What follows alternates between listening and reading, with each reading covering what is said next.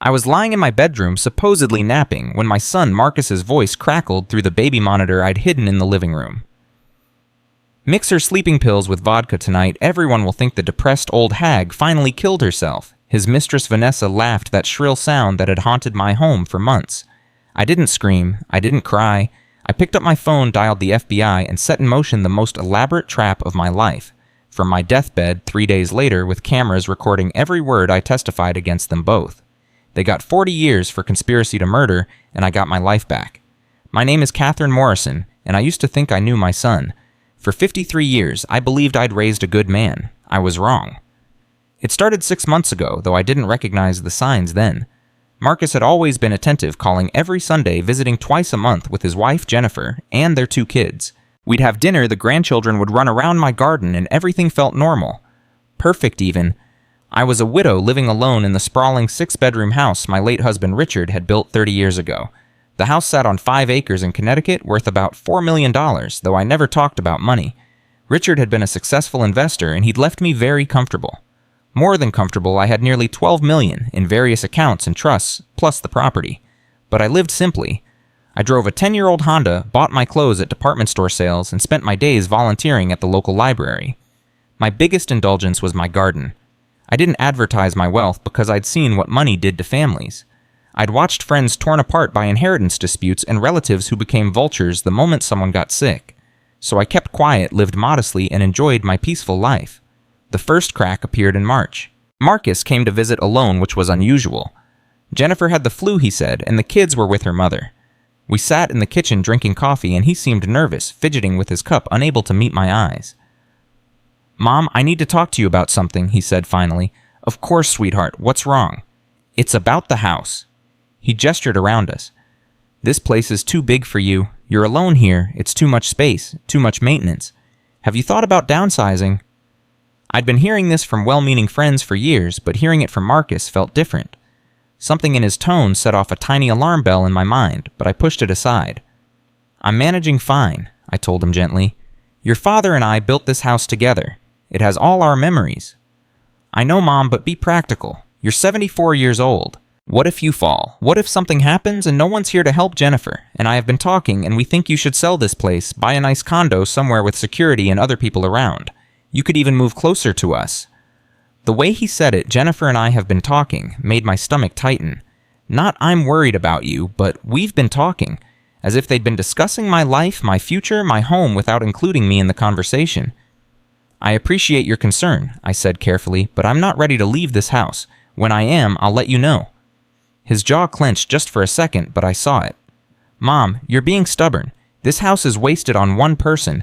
Think about how much equity you have here. You could sell it, invest the money, live somewhere safer." "Marcus," I said no.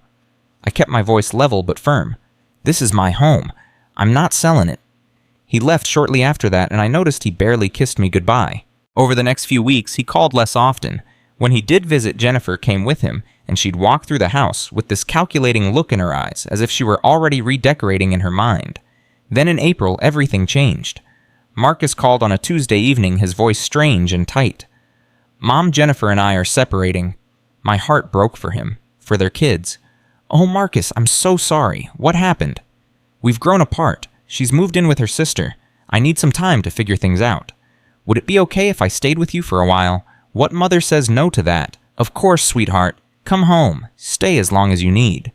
He moved in that weekend with 3 suitcases and a defeated expression that made me want to wrap him in my arms like I did when he was a boy.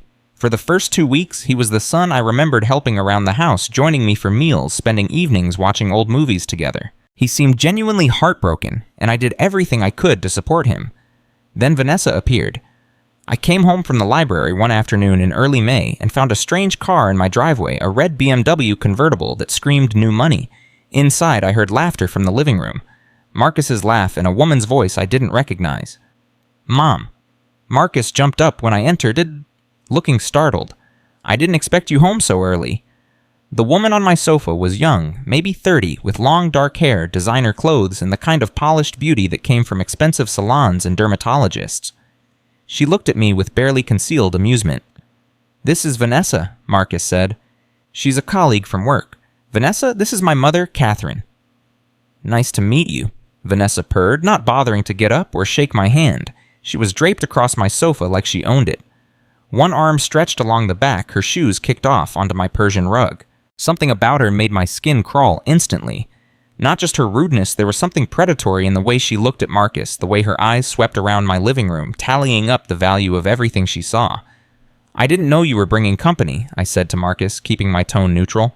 "Oh, I'm sorry, I should have called. Vanessa and I were working on a project and decided to continue the discussion here. We won't be long." But they were long. They stayed in the living room with the door closed for 3 more hours. I tried not to eavesdrop, but I couldn't help noticing their laughter, the clink of glasses. Marcus had apparently helped himself to Richard's Scotch collection, and once, a silence that lasted so long it made me uncomfortable in my own home. When Vanessa finally left, Marcus came to find me in the kitchen where I was preparing dinner. "Sorry about that, Mom. The meeting ran longer than expected." "Marcus, is there something you want to tell me about you and this Vanessa?" He had the decency to look embarrassed. "It's complicated." "You're still married, Marcus. You have 2 children." "Jennifer and I are separated. I'm allowed to have friends." "Is that what she is, a friend?" His expression hardened. "My personal life is my business, Mom."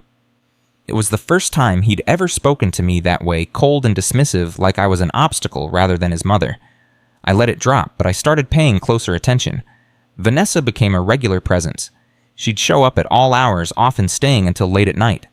Sometimes I'd hear them in Marcus's bedroom, my guest bedroom, and I'd turn up the television, trying not to think about what was happening under my roof. I wanted to say something, but Marcus was a grown man, and every time I tried to bring it up, he shut me down. "You're being judgmental," he'd say. "I thought you'd be supportive during this difficult time." The guilt trip worked. I told myself I was being old-fashioned, that I needed to respect his choices. But Vanessa's presence changed everything. Marcus became distant, irritable. He'd snap at me over small things, dishes in the sink, the thermostat setting the way I arranged the mail. He stopped helping around the house and started treating my home like a hotel. And Vanessa, she was worse. She'd walk into my kitchen and help herself to anything she wanted without asking. She'd use my bathroom and leave her makeup scattered across the counter. Once I came home and found her in my bedroom going through my dresser drawers. "What are you doing?" I asked, shocked. She barely looked embarrassed. "Oh, I was looking for a phone charger. Marcus said you might have one. My bedroom is private. Please don't come in here again." She smiled, but it didn't reach her eyes. "Of course, sorry." Then as she walked past me, she added under her breath, "Touchy old woman."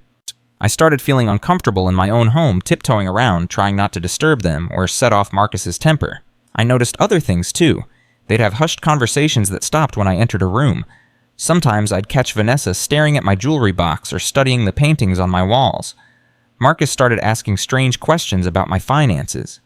"Mom, do you have a will?" "Of course I do." "When's the last time you updated it?" "Why do you ask?" "Just wondering. You should make sure everything's in order. At your age, you never know." At my age, as if I had 1 foot in the grave already. I was 74 and in excellent health. I walked 3 miles every morning, volunteered 4 days a week, and my doctor had declared me fit as a fiddle at my last checkup. But Marcus kept pushing. "Have you thought about setting up a trust, making sure your assets are protected? You should really talk to a financial advisor." "I have a financial advisor," I told him. "Everything is taken care of." "Who is it? Maybe I should meet with them just to make sure you're getting good advice." The alarm bells were getting louder, but I still didn't want to believe what they were telling me. This was my son, my only child. The boy I'd rocked to sleep, taught to ride a bike, put through college. The man who'd cried at his father's funeral and told me he'd always take care of me. Then came the day in late May that changed everything. I'd gone to visit my friend Patricia, and we'd lost track of time over lunch. When I got home around 4 in the afternoon, I heard voices from the living room. Not just voices, angry voices. "We can't wait forever," Vanessa was saying. "She could live another 20 years. My father didn't leave me a trust fund so I could watch you kowtow to your mommy while she sits on millions." "Keep your voice down," Marcus hissed. "She could come home any minute." So what the old bat is practically deaf anyway. "Marcus, we've been patient, we've been nice, but she's not taking the hint. She's not selling the house, she's not moving out, and she's clearly not going to die on her own anytime soon." My hand froze on the doorknob. I stood in my own foyer, hidden from view, listening to them discuss me like I was a problem to be solved. "What do you suggest?" Marcus asked, and the fact that he was asking that he was even entertaining this conversation made my blood run cold. "There are ways," Vanessa said. Her voice had dropped lower, conspiratorial. "She's old. She's alone. She takes medication. Things happen to elderly people all the time. They fall downstairs. They forget to turn off the stove. They mix up their medications." Silence. A long, terrible silence where my son should have been telling this woman to get out of his mother's house to never come back. Instead, I heard him say, "That's crazy." "Is it? Think about it. She's depressed. Everyone knows that.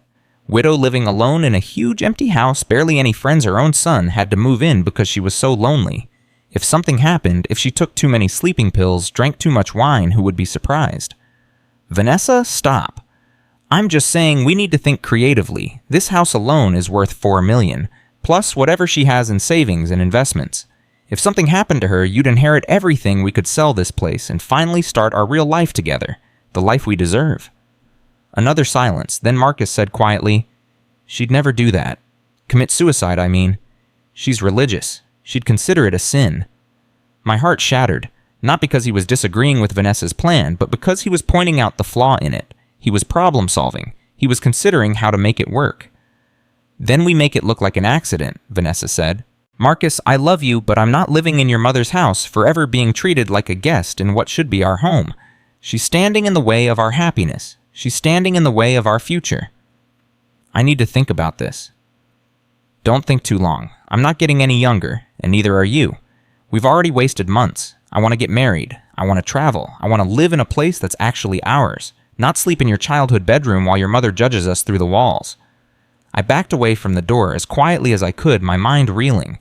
I got back in my car and drove to the library, where I sat in the parking lot for an hour trying to process what I'd heard.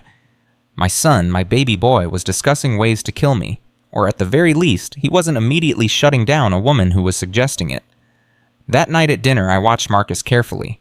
He seemed normal, asking about my day, talking about his work. But I couldn't unhear what I'd heard.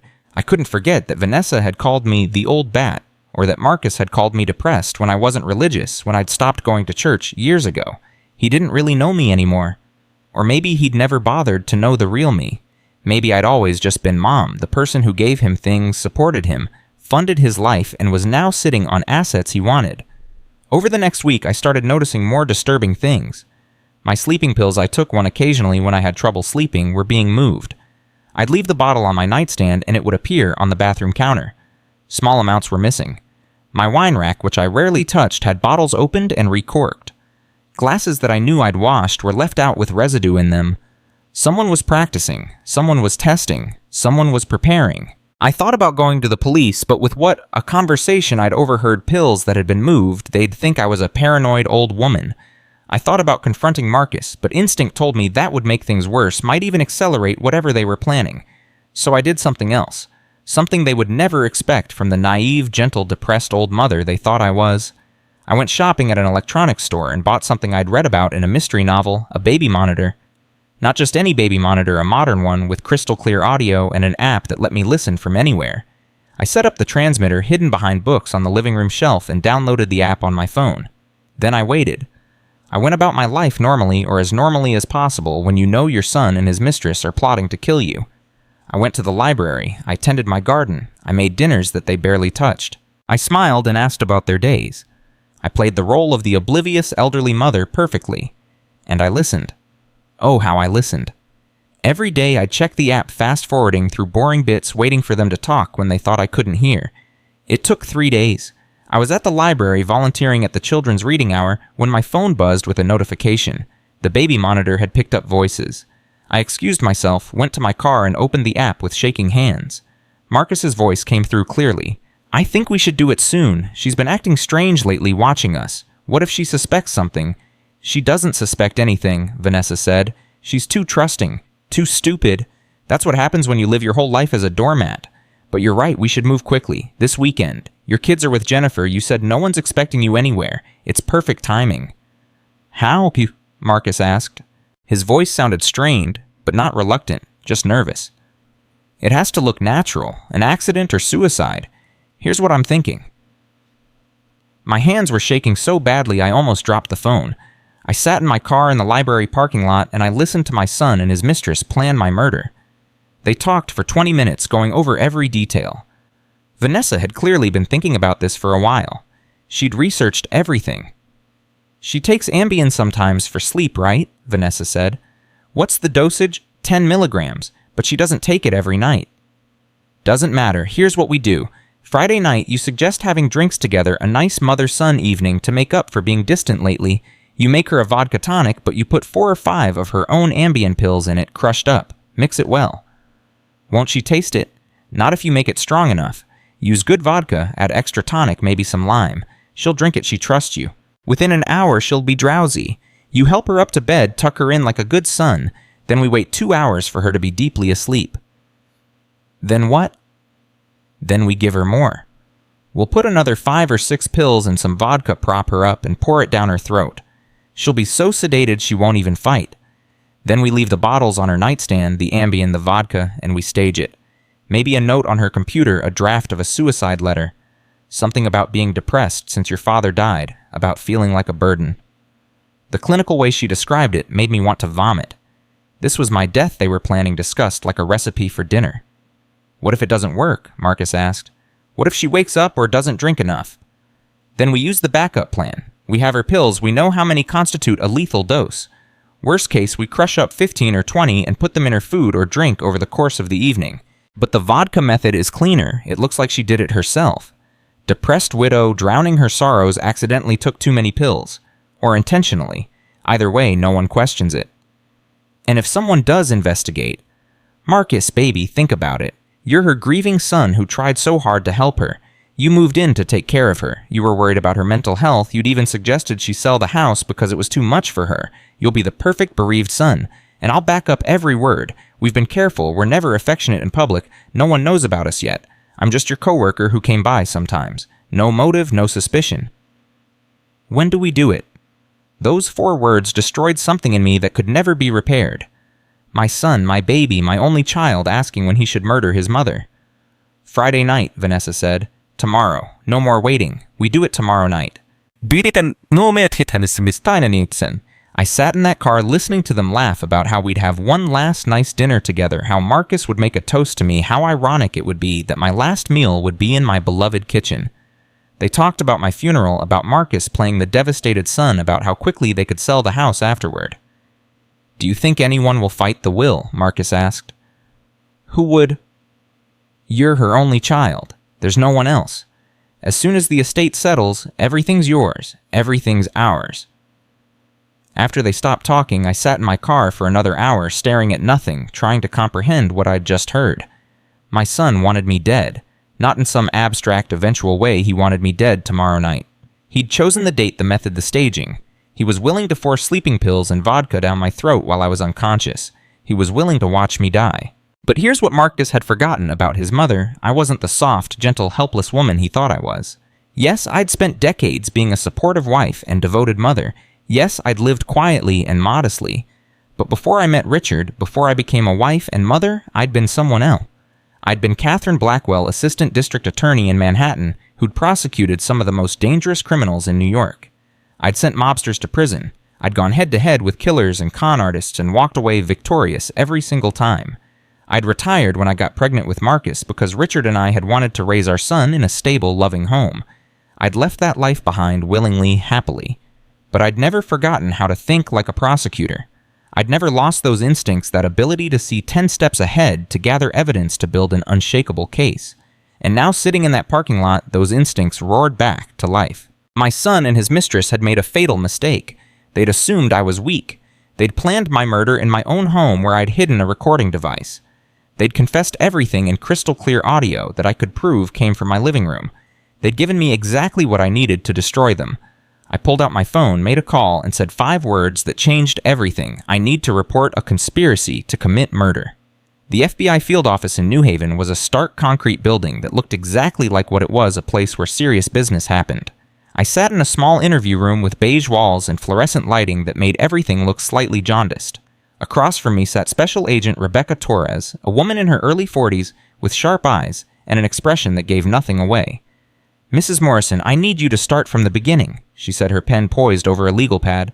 "Tell me everything." So I did. I told her about Marcus moving in, about Vanessa appearing, about the conversations I'd overheard. I told her about the sleeping pills being moved, the wine bottles being tampered with, and then I played her the recording from that afternoon. Agent Torres's expression didn't change as she listened, but I saw her grip tighten on her pen when the recording ended with Vanessa saying, "We do it tomorrow night."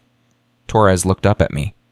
"This is credible evidence of conspiracy to commit murder," she said quietly. "But I need to be honest with you, Mrs. Morrison. This is going to be difficult. Your son is going to claim he was just going along with her, that he never intended to go through with it. His attorney will argue entrapment coercion, that he was manipulated by this woman, and juries are sympathetic to family members." "I understand," I said. "What do you need from me?" "We need to catch them in the act, not just talking about it, actually attempting to commit the crime. We need them to make the drinks, to administer the pills, to take concrete steps toward killing you. Only then can we prove intent beyond reasonable doubt." My mouth went dry. "You want me to go back there? To let them drug me?" "Not exactly." Torres leaned forward. "Here's what I'm proposing. We wire your house with cameras and audio. We have you go through with the evening exactly as they've planned it, drinks with your son, acting normal, but we'll have agents positioned outside. The moment they put those pills in your drink, the moment they take any action to harm you, we move in. You'll never be in actual danger." "How can you be sure?" "Because I'll be watching and listening to every second. We'll have 6 agents surrounding your property. The moment I give the signal, they breach the house. We're talking seconds, Mrs. Morrison. You'll drink maybe a sip of a drugged drink at most before we intervene." I thought about it. The idea of sitting across from my son, knowing he intended to kill me, watching him prepare my murder weapon, it turned my stomach. But the alternative was worse. If I just left, went into hiding, they'd get away with it. There'd be no proof of attempted murder, only conspiracy. They'd get lawyers claim it was just talk, and maybe serve a few years at most. Then they'd be free, and I'd spend the rest of my life looking over my shoulder. "I'll do it," I said. Torres nodded respect, flickering in her eyes. "You're a brave woman. Let's talk logistics." We spent the next 3 hours planning every detail. The FBI would come to my house Thursday night while Marcus and Vanessa were out at dinner. They went out every Thursday thinking I didn't know about their date nights. Technicians would install pinhole cameras in the kitchen living room and my bedroom. They'd place audio bugs throughout the house. Everything would feed to a command center in an unmarked van parked 2 blocks away. "What about my behavior?" I asked. "Should I act suspicious? Worried?" "No," Torres said firmly. "Act exactly like you have been. If you suddenly change your behavior, they might postpone or abort. We need them to feel confident, secure. Can you do that?" Could I sit across from my son and smile while knowing he was planning to murder me in less than 24 hours? Could I make small talk and eat dinner and pretend everything was normal? The old Catherine, the soft mother who'd spent 30 years baking cookies and volunteering at school functions, couldn't have done it. But the Catherine who'd once stared down a mob enforcer in court and never blinked, she could do it. "Yes," I said, "I can do that." Thursday evening, I sat in my bedroom while strangers moved through my house installing surveillance equipment. Agent Torres had introduced me to the team, 6 agents total, plus 2 technicians. They worked quickly and efficiently, speaking in low voices, treating my home like a crime scene it hadn't yet become. "We're placing a camera here," one technician said, pointing to my kitchen smoke detector. "And here in the living room bookshelf. The bedroom one will be in the air vent above your bed. You won't be able to see them, and neither will your son or Ms. Chen."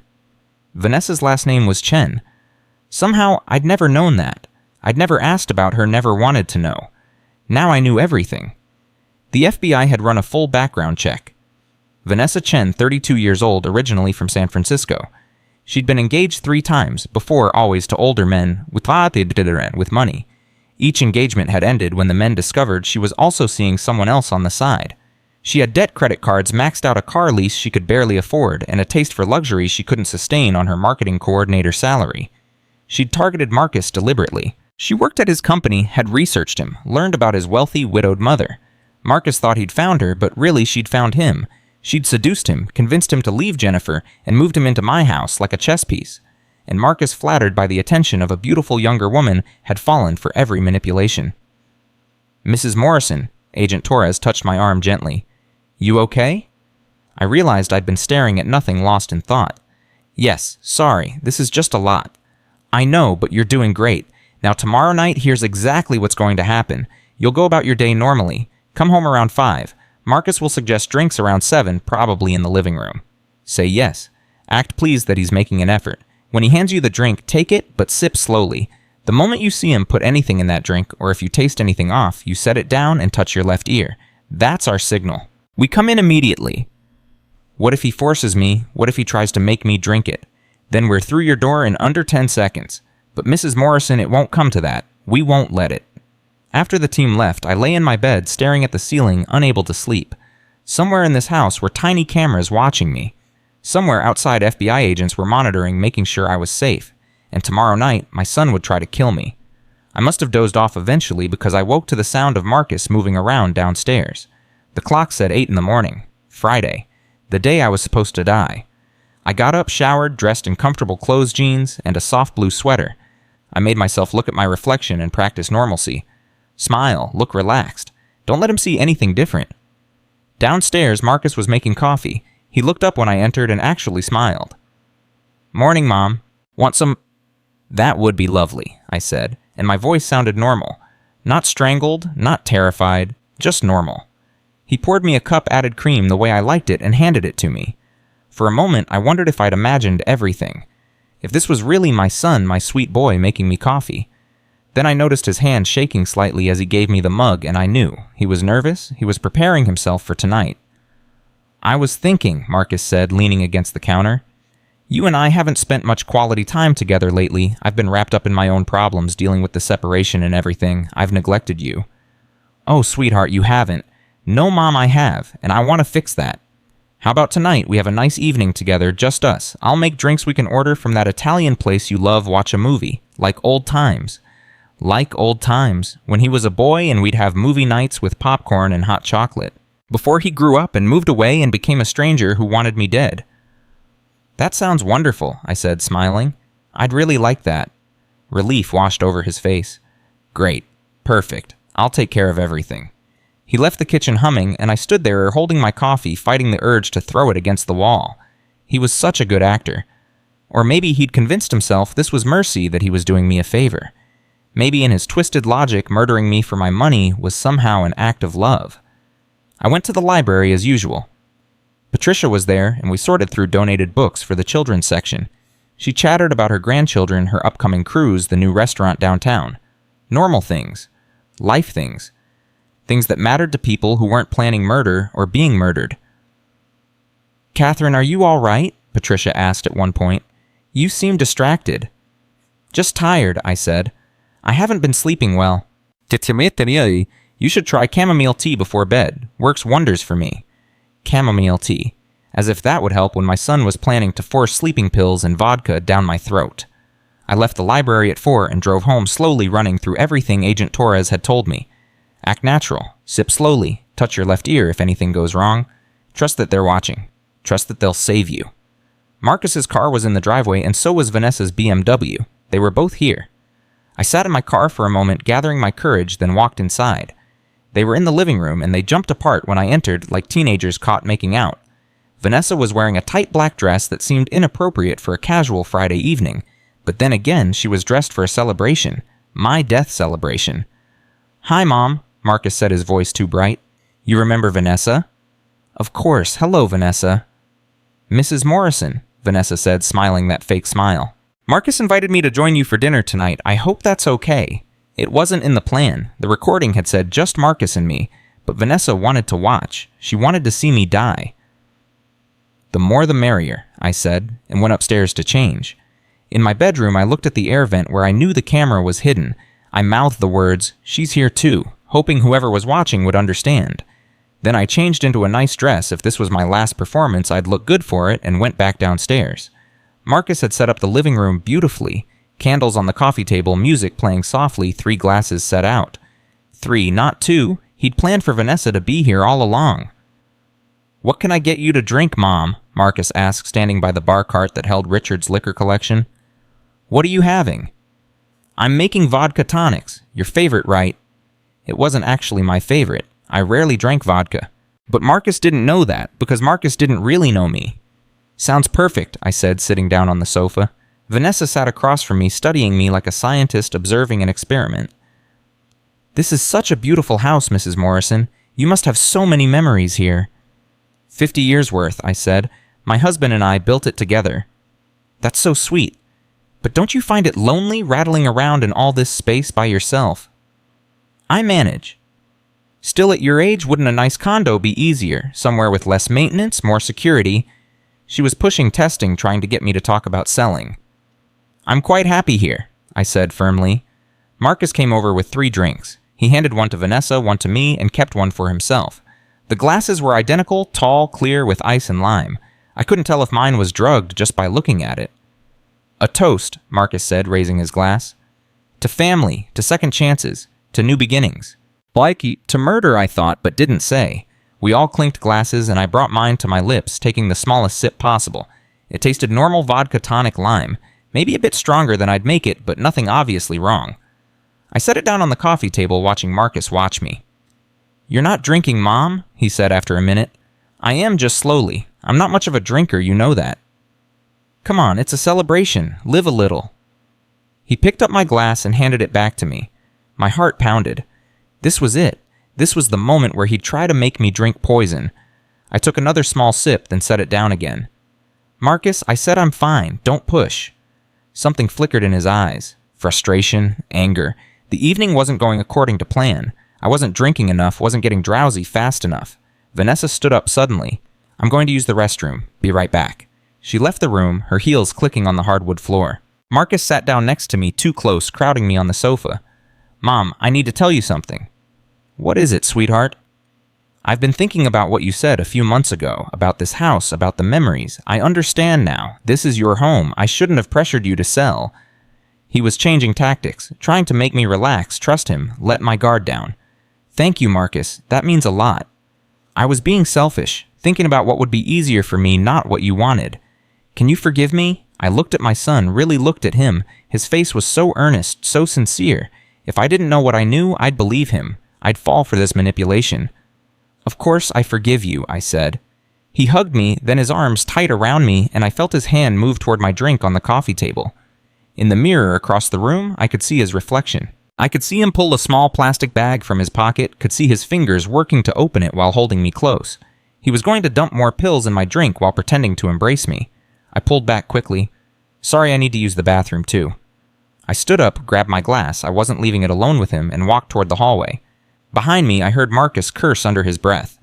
In the bathroom, I poured half the drink down the sink and refilled it with water from the tap. Then I stared at myself in the mirror. My face was pale, my hands shaking. I touched my left ear, then realized Torres couldn't see me in here. The camera was in the living room. When I came back out, Vanessa was whispering something to Marcus. They both looked up, smiling too wide. There you are, Vanessa said. We were about to order food. What sounds good? We went through the charade of looking at menus, debating appetizers, choosing entrees. All while my drink sat on the coffee table and I knew they were looking for opportunities to add more drugs to it. I kept it close, holding it, pretending to sip, letting them think their plan was working. The food arrived 45 minutes later. Marcus answered the door, paid the delivery person, and brought everything to the dining room. We sat down like a normal family, mother-son and his girlfriend about to share a meal. Except nothing was normal. I picked at my pasta, hyper-aware of every bite, wondering if they'd found a way to drug the food. Marcus kept refilling my water glass, pushing bread toward me, encouraging me to eat more. You're not eating much, Mom. Are you feeling okay? Just not very hungry. I had a big lunch. Vanessa's eyes narrowed. She knew something was off. She'd planned for me to be drowsy by now, compliant, easy to manipulate. Instead, I was alert, cautious, not drinking or eating enough. Maybe you should lie down, Vanessa suggested. You look tired. I'm fine, I said, meeting her gaze directly. For just a second, I let her see something in my eyes. Not fear, defiance. I saw her register it, saw confusion cross her face. Marcus's phone rang. He looked at the screen and frowned. I need to take this. Work thing. Be right back. He left the room and suddenly it was just Vanessa and me. She leaned forward, her elbows on the table, her expression dropping all pretense of friendliness. You know, don't you, she said quietly. My heart stopped. Know what? Don't play games with me, old woman. You know something. You're acting different. What did Marcus tell you? I don't know what you're talking about. She laughed sharp and bitter. You're smarter than you look. I told Marcus you were. I told him you'd be trouble, but he was so sure you were just a naive old fool who'd trust him no matter what. Vanessa, I think you should leave. Oh, I'm not going anywhere, not when we're this close. You see, Mrs. Morrison, you have something I want.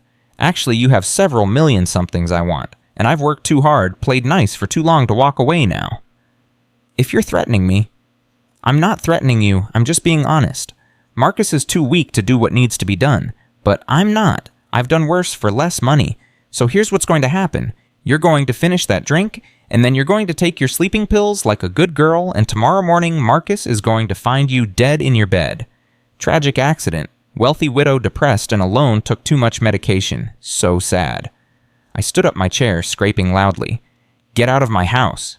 Or what you'll call the police and tell them that your son's girlfriend was mean to you. She stood too, moving around the table toward me. You're alone, Catherine. No one's coming to save you. That's where you're wrong, I said. Then I touched my left ear. The front door exploded inward. 6 FBI agents poured into my house, weapons drawn, shouting commands. Vanessa spun around, shock and fury on her face. Marcus came running from the other room and froze when he saw the armed agents. FBI hands where we can see them. Now, Agent Torres was the last one through the door. She walked calmly to where I stood, her eyes checking me over. Are you all right, Mrs. Morrison?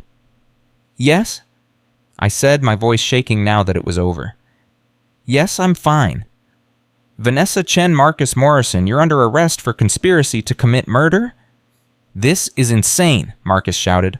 Mom, what is this? What's happening? I looked at my son as an agent handcuffed him. I heard you, Marcus. On Tuesday, you and Vanessa planned my murder. You discussed crushing my sleeping pills, mixing them with vodka, forcing them down my throat while I slept. You picked tonight as the night you'd kill me. His face went white. No, Mom, no, it wasn't like that. I recorded everything. The FBI has it all. Your plan, her idea, your agreement to do it. And tonight, we caught you in the act. We were just talking. We never would have actually done it. Agent Torres stepped forward. Mr. Morrison, you put crushed sleeping pills in your mother's drink. We have that on camera. You attempted to administer a lethal dose of sedatives with intent to commit murder. That's not just talk. Vanessa was screaming now, struggling against the agent holding her. You stupid old bitch, you set us up. This is entrapment. Actually, it's not, Torres said calmly. Mrs. Morrison simply recorded you planning a crime and allowed us to catch you attempting to commit it. That's good detective work, not entrapment. They were led away in handcuffs, still protesting, still claiming innocence. I watched through my front window as they were put in separate cars, Vanessa spitting curses, Marcus crying, calling my name. When the cars drove away, I sat down on my sofa and started shaking. Really shaking, like I might fall apart. Agent Torres sat next to me and didn't say anything, just let me process it all. Is it really over? I finally asked. The arrest part is. Now comes the trial. But Mrs. Morrison, with the evidence, we have the audio recordings, the video from tonight, the pills we found in your son's pocket, the drugs in your drink. This is as airtight as cases get. They'll go to prison. For how long? Conspiracy to commit murder, attempted murder, I'd say they're looking at 30 to 40 years minimum. Maybe life, depending on the judge. 40 years. Marcus would be 93 when he got out. If he lived that long, Vanessa would be in her 70s. They'd lose everything, their freedom, their future, their lives. And I'd be here alive in my house with my memories and my garden and my quiet life. Exactly what they'd tried to take from me. The days after is after the arrest blurred together in a haze of police statements, evidence reviews, and phone calls from people I hadn't spoken to in years. The news had gotten out somehow. It always does, and suddenly my quiet life was anything but quiet. Reporters camped outside my gate, neighbors I barely knew knocked on my door with casseroles and questions, and my phone rang constantly with numbers I didn't recognize. Agent Torres had assigned someone to stay with me for the first 72 hours, a young agent named Mitchell, who sat in my kitchen drinking coffee and making sure no one harassed me. He was sweet, probably around Marcus's age, and I caught him looking at me sometimes with this expression of mingled pity and confusion, like he couldn't understand how a mother could do what I'd done. You did the right thing, he told me on the third morning unprompted. I know it doesn't feel like it, but you did. Then why does it feel so wrong? I asked, and he didn't have an answer for that. Jennifer called on the fourth day. I almost didn't answer. I hadn't spoken to my daughter-in-law since the separation, but something made me pick up. Catherine, I just heard. I saw it on the news. I can't believe... Her voice broke. The kids keep asking where their daddy is. What am I supposed to tell them? Tell them the truth. I said, my voice harder than I intended. Their father tried to kill their grandmother for money. Silence on the other end. Then quietly, I knew something was wrong. When he asked for the separation, it didn't make sense. We'd been happy, or I thought we were. Then suddenly he wanted out and wouldn't explain why. I thought maybe there was someone else, but I never imagined. There was someone else. Her name is Vanessa Chen. She's the one who planned it. She convinced him to do it. Does that make it better? Jennifer asked, and the question hung between us. That he was manipulated? Does that change what he was willing to do? No, I said, it doesn't. She started crying, then real heavy sobs that made my chest ache. The kids loved you so much. They loved coming to your house, playing in your garden. Emma still talks about the fairy house you built with her last summer. How am I supposed to explain that their father tried to murder the grandmother who built fairy houses with them? I didn't have an answer. There was no good way to explain evil, especially when it wore the face of someone you loved. I'll understand if you don't want us to visit anymore, Jennifer said eventually. If seeing the kids is too painful. I want to see them, I interrupted. They're my grandchildren. They didn't do anything wrong. Thank you, she whispered. I'll bring them by next week if that's okay. After we hung up, I sat in my empty house and thought about Emma and her little brother Noah. They were 7 and 5, innocent and sweet, and their lives had just been shattered because of their father, because of my son. The preliminary hearing was scheduled for 2 weeks after the arrest. Agent Torres called to walk me through what would happen. The prosecution will present evidence to establish probable cause. Your son and Ms. Chen will be there with their attorneys. You don't have to attend, but the prosecutor wants you present. It'll be powerful for the judge to see you the victim alive and willing to testify. Will I have to speak? Not at this hearing, but at trial, yes, you'll be the star witness. The morning of the hearing, I dressed carefully in a navy suit that Richard had always said made me look distinguished. I needed armor today, and this was as close as I could get. Agent Torres picked me up at 8, and we drove to the courthouse in New Haven. The building was swarming with reporters. They shouted questions as Torres hustled me inside, cameras flashing microphones thrust toward my face. I kept my head down and didn't answer any of them. Inside, the prosecutor met us in a small conference room. His name was David Chen, no relation to Vanessa, he'd assured me when we first met. He was 40 sharp-eyed, with the kind of intensity that made you believe he'd go to war for justice. How are you holding up, Mrs. Morrison? He asked. I've been better? I need to prepare you for something. Your son's attorney is going to paint you as vindictive. They're going to claim you set up a trap because of some family dispute that Marcus never intended to harm you, that Vanessa was just talking and Marcus was humoring her. But the evidence is solid. We have the recordings, the video, the physical evidence of crushed pills in his pocket and drugs in your drink. But defense attorneys are good at creating doubt. They'll argue entrapment, they'll question your motives, they'll try to make the jury feel sorry for your son. And will it work? Chen smiled grimly.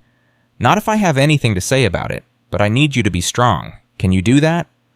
I thought about sitting in my car in that library parking lot listening to my son plan my murder.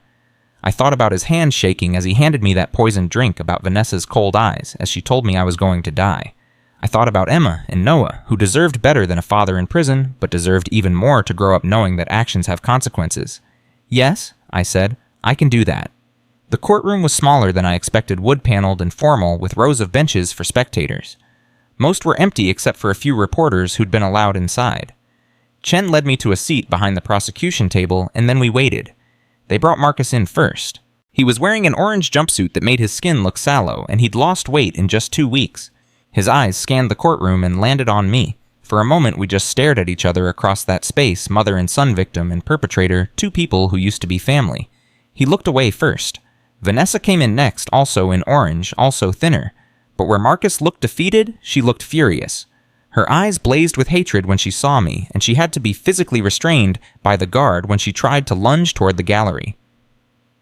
You did this, she screamed. You ruined everything, you vindictive old hag. I hope you die alone and miserable. The judge, a stern woman in her 60s named Judith Harmon, slammed her gavel. Ms. Chen, control yourself or you'll be removed from this courtroom, and this hearing will proceed without you. Vanessa's attorney, a slick-looking man in an expensive suit, whispered urgently to her. She sat down, still, glaring at me, chest-heaving. Marcus's attorney stood. His name was Robert Breslin, and he had the look of someone who'd defended plenty of guilty people and slept fine at night. Your Honor, I'd like to request that the alleged victim not be present during these proceedings.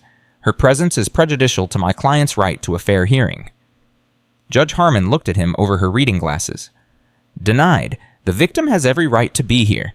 Proceed, Mr. Chen. Prosecutor Chen stood and began presenting the evidence. He started with the timeline Marcus moving into my house in April, Vanessa's frequent visits, my growing suspicion. Then he played the audio recording from the baby monitor.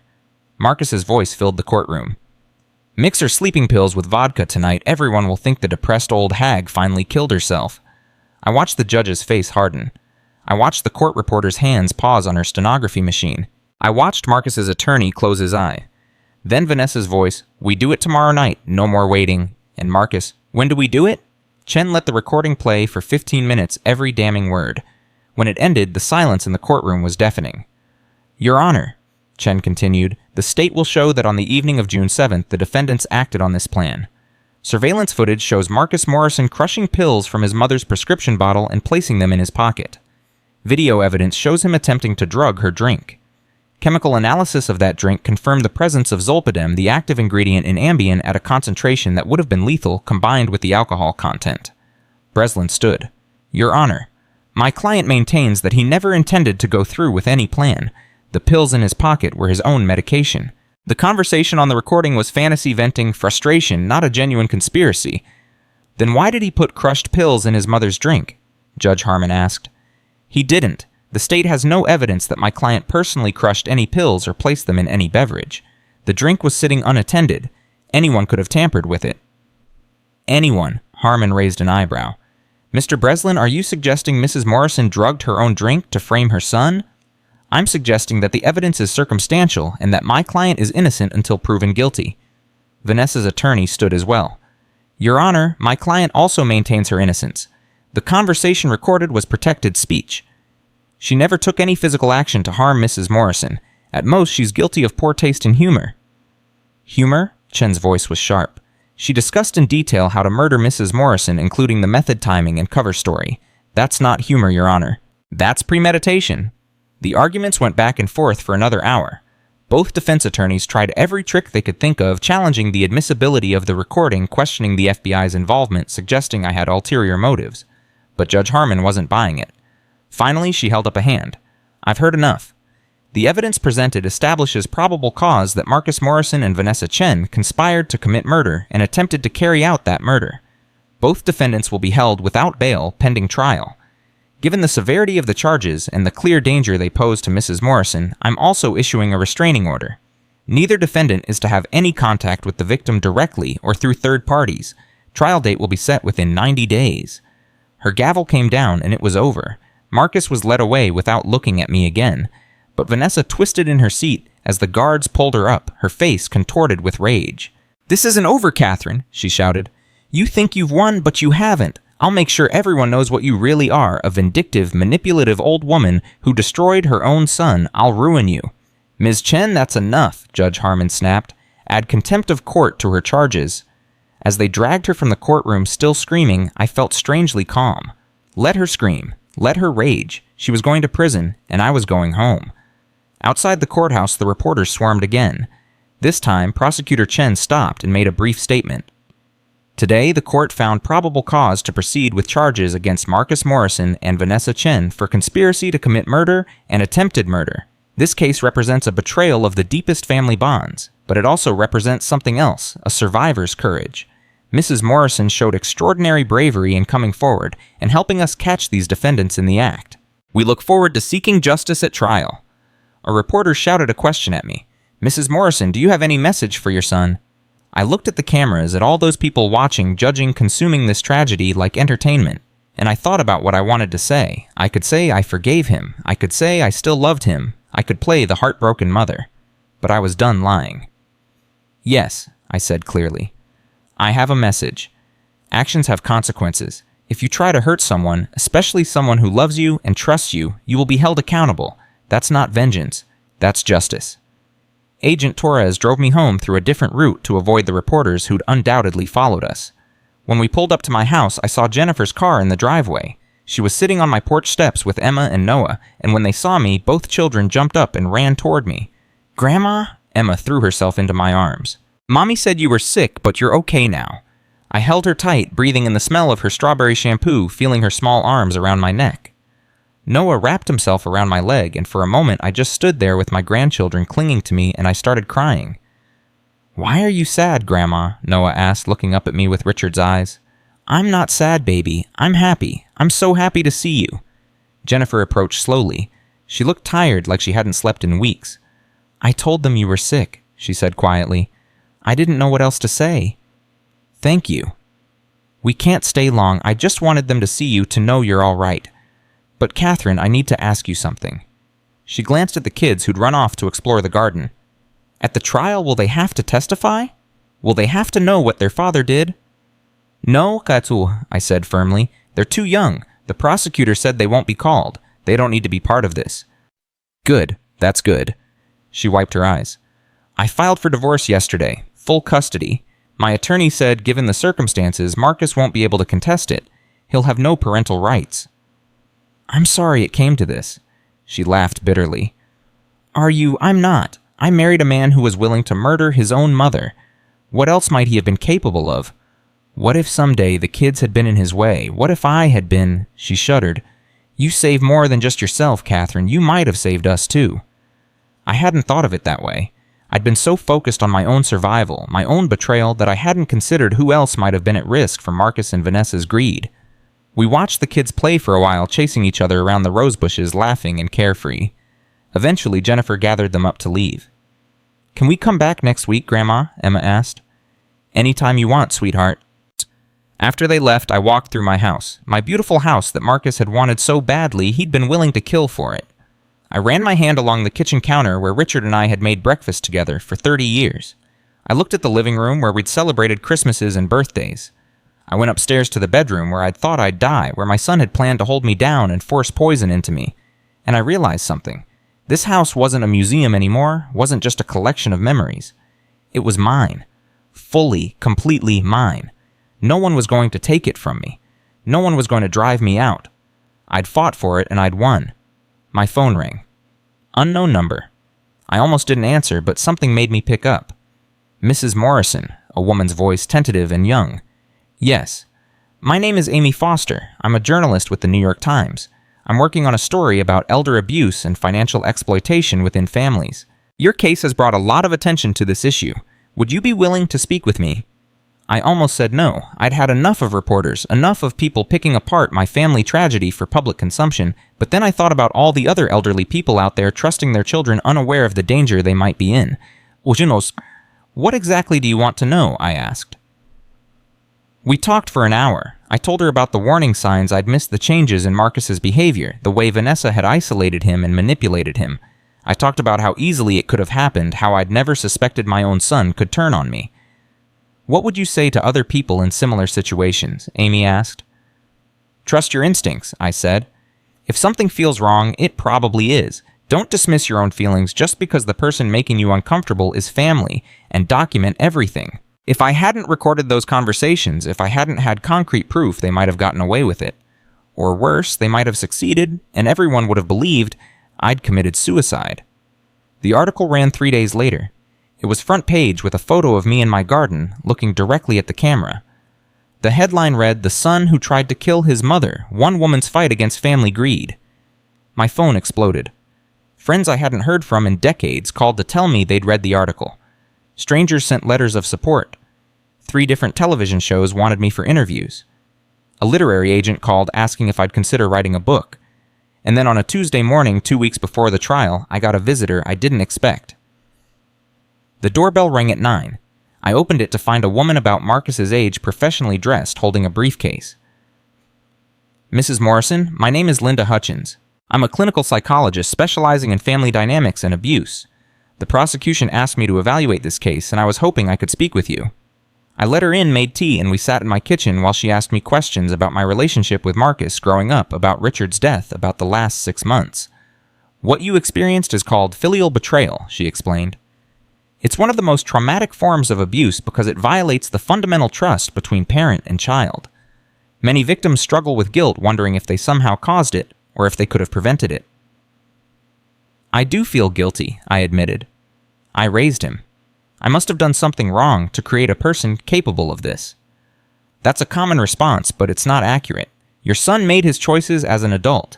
He was influenced by Vanessa, yes, but ultimately he decided to participate in planning your murder. That's not a reflection of your parenting, it's a reflection of his character and his choices. It helped hearing that from a professional. It didn't erase the guilt entirely, but it made it more bearable. Linda stayed for 3 hours, and by the end, she'd painted a picture of what had happened that made psychological sense. Marcus had always been somewhat entitled, somewhat weak-willed. Richard and I had given him everything solved, every problem, bailed him out of every difficulty. We'd meant well, but we'd created someone who expected the world to give him what he wanted without effort. When he met Vanessa, who was skilled at manipulation and seduction, he'd been easy prey. She'd identified his weaknesses, his sense of entitlement, his resentment about having to wait for his inheritance, his midlife crisis, and exploited them. "Does that excuse what he did?" I asked. "No," Linda said firmly. "Understanding isn't the same as excusing. He's still responsible. But it might help you make sense of how this happened." The trial began on a hot Monday in August. The courthouse was packed with spectators, reporters and curious onlookers who'd been following the case. I sat in the front row behind the prosecution table wearing another of my armor suits with Agent Torres beside me for support. Jury selection took 2 days. Chen wanted people who understood family dynamics, who had aging parents who could relate to the vulnerability of trusting your children. The defense wanted younger jurors, people who might see me as controlling or manipulative. In the end, we got a mixed group, 7 women, 5 men, ranging in age from 28 to 71. Opening statements started on Wednesday. Chen stood before the jury and told them a story. This case is about betrayal. About a son who looked at his mother and saw not a person who loved him, not the woman who raised him, but an obstacle between him and money. It's about a woman named Vanessa Chen who saw an opportunity, a wealthy widow, a weak-willed son, millions of dollars waiting to be inherited.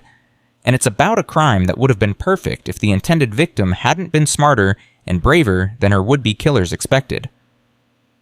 He laid out the evidence methodically. The recordings, the video footage, the chemical analysis of my drugged drink, the pills in Marcus's pocket, the timeline showing escalating discussions of murder leading to an actual attempt. By the end of this trial, Chen concluded, you will have no doubt that these defendants conspired to murder Catherine Morrison and came within minutes of succeeding, and you will deliver the only verdict that justice demands, guilty on all counts. Breslin's opening statement painted a very different picture. He stood before the jury with the confident air of someone who believed every word he was saying, or at least wanted them to believe he believed it. Ladies and gentlemen, this is a case about a mother who couldn't let go. A mother who saw her son moving on with his life, finding happiness with someone new, and decided to destroy him for it. Marcus Morrison is guilty of one thing, only loving his mother too much to see what she was capable of. Yes, there were conversations. Yes, there were discussions about his mother's future, about her property, about her estate. But those conversations were taken out of context, twisted, and used to set an elaborate trap. He gestured toward me, and I felt the weight of 12 pairs of eyes shift in my direction. Mrs. Morrison recorded private conversations without consent. She involved federal agents in what should have been a family matter, and on that Friday night she orchestrated a scenario designed to make my client look guilty. The pills in his pocket, his own prescription medication, the drink tampered with by someone else or possibly by Mrs. Morrison herself to strengthen her case. This isn't a story of attempted murder, it's a story of a vindictive woman weaponizing the legal system against her own son. I felt my face flush hot with anger, but Chen had prepared me for this. "Stay calm," he'd said. "Let them see you're unshakable. Don't give them ammunition." Vanessa's attorney, whose name was Thomas Blackwell, was even more aggressive. "My client Vanessa Chen is guilty of nothing more than poor judgment in relationships. She became involved with a married man, morally questionable perhaps, but not illegal. She had conversations with him about his family situation, again not illegal.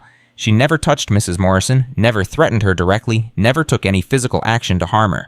The prosecution wants you to convict a woman for words spoken in private for thoughts she never acted upon. That's not justice, that's thought crime." The first witness was Agent Torres. She took the stand in her crisp FBI suit and detailed the investigation from the moment I'd called them. Chen walked her through the timeline. The surveillance operation, the evidence collection. She was professional, precise, unshakable. Breslin tried to rattle her on cross-examination. "Agent Torres, isn't it true that you encouraged Mrs. Morrison to continue living with her son even after hearing these supposed threats?" "We asked her to allow us to document the crime in progress, yes." "You put an elderly woman in danger." "We had 6 agents monitoring her constantly. She was never in actual danger." "But she could have been, if something had gone wrong, if your agents had been delayed even by seconds." "Objection," Chen called. Speculation. Sustained, Judge Harmon said. Move on, Mr. Breslin. Breslin changed tactics. Agent Torres, did you ever consider that Mrs. Morrison might have ulterior motives for these accusations, such as a family dispute, a desire to control her son's life, disapproval of his relationship with Ms. Chen? Torres looked at him coolly. I considered every possibility. The evidence speaks for itself. Two people planned a murder in detail, then attempted to carry it out. Motive doesn't change facts. The prosecution spent the next 2 days building their case brick by brick. They called the FBI technician who'd installed the surveillance equipment, who testified that the audio and video were authentic and unaltered. They called the forensic chemist who'd analyzed my drink, who stated unequivocally that it contained enough zolpidem combined with alcohol to be potentially fatal to someone my age and weight. They called the pharmacist who confirmed that the pills found in Marcus's pocket were crushed Ambien from my own prescription bottle, identifiable by the unique imprint and batch number. Then Chen called me to the stand. Walking up there felt like the longest journey of my life. I placed my hand on the Bible, swore to tell the truth, and sat down in that chair, facing the jury, facing Marcus and Vanessa, facing everyone who'd come to watch my family's destruction turned into public entertainment. Chen started gently. Mrs. Morrison, can you tell the jury about your relationship with your son before April of this year? I took a breath and began. I talked about Marcus as a child, about the good years, about Richard's death, and how Marcus had been supportive and loving. I talked about our Sunday phone calls, about Emma and Noah, about believing I had a good son who cared about his mother. When did that change? In March, he came to visit alone and suggested I sell my house. Not asked, suggested, as if it was already decided. As if my home was his to dispose of. That was the first crack. The first moment I wondered if something was wrong. Chen walked me through the timeline. Marcus moving in. Vanessa appearing. The strange questions about my finances, my will, my health. The conversations that stopped when I entered rooms. The feeling of being unwelcome in my own home. And then what happened on the afternoon of May 23rd? I came home early from visiting a friend. I heard Marcus and Vanessa talking in the living room. I heard her say, my voice caught. Even now, saying it out loud, it hurt. She said I could live another 20 years, and they couldn't wait that long.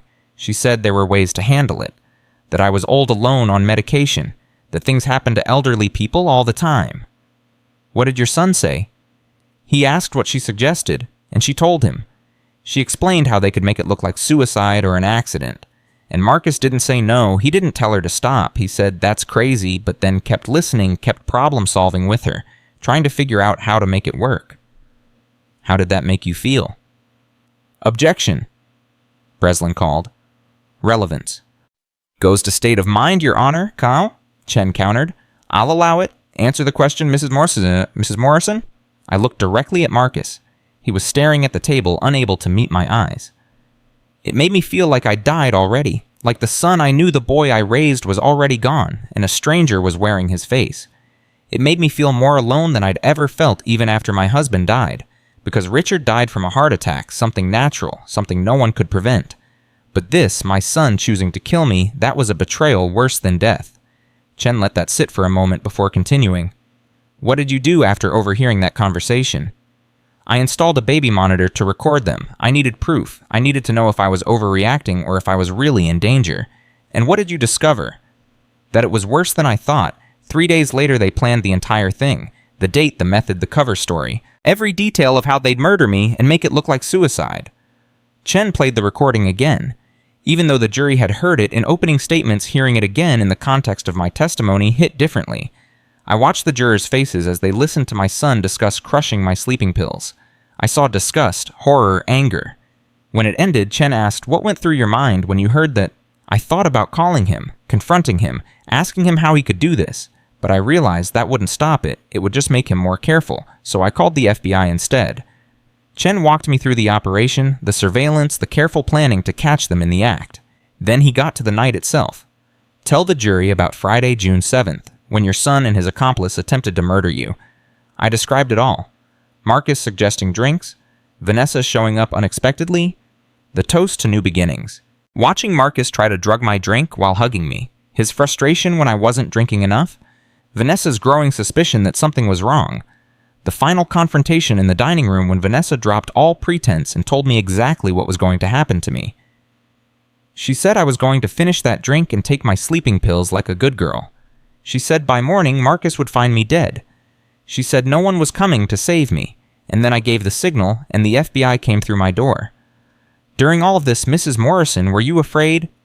Terrified, but also angry. I was angry that they'd underestimated me, that they'd assumed I was too weak, too trusting, too naive to fight back. I'd spent 30 years being a quiet suburban mother, but before that, I was a prosecutor. I knew how to gather evidence. I knew how to build a case. And I knew they'd made a mistake by doing all of this in my house on my territory where I could control the situation. Chen smiled slightly. No further questions, Your Honor. Breslin approached for cross-examination with the confidence of a shark smelling blood. Mrs. Morrison, you say you overheard this conversation on May 23rd. Why didn't you call the police then? I didn't have enough evidence. It would have been my word against theirs. Or perhaps because it wasn't as threatening as you claim. Perhaps it was just conversation venting and you took it out of context. No, it was a clear discussion of how to murder me. But you didn't think it was credible enough to report to authorities at the time. I knew I needed more evidence to make it credible, so I got more evidence. By secretly recording private conversations, by lying to your son about your intentions, by setting up an elaborate trap, by documenting a crime in progress. Breslin moved closer. Mrs. Morrison, isn't it true that you disapproved of your son's relationship with Ms. Chen? I barely knew her, but yes, I didn't like her. Because she was rude, entitled, and obviously interested in my property and money rather than my son. So you had motive to get rid of her, to drive a wedge between her and Marcus. I had motive to stay alive. Did you ever consider that your son might have been acting under duress, that Ms. Chen was manipulating him? Yes, but that doesn't excuse attempted murder. If someone manipulates you into killing someone, you're still responsible for pulling the trigger. Breslin tried several more angles suggesting I was mentally unstable, implying I'd fabricated evidence claiming I wanted to control Marcus's inheritance by removing Vanessa from the picture. But Chen had prepared me well. I stayed calm, answered directly, and didn't take the bait. Finally, Breslin played his trump card. Mrs. Morrison, how much is your estate worth? Objection, Chen called. Relevance. Goes to motive, Your Honor. If Mrs. Morrison is wealthy, my client had no urgent reason to harm her. He would inherit eventually. Judge Harmon considered. I'll allow it. Answer the question. I looked at the jury.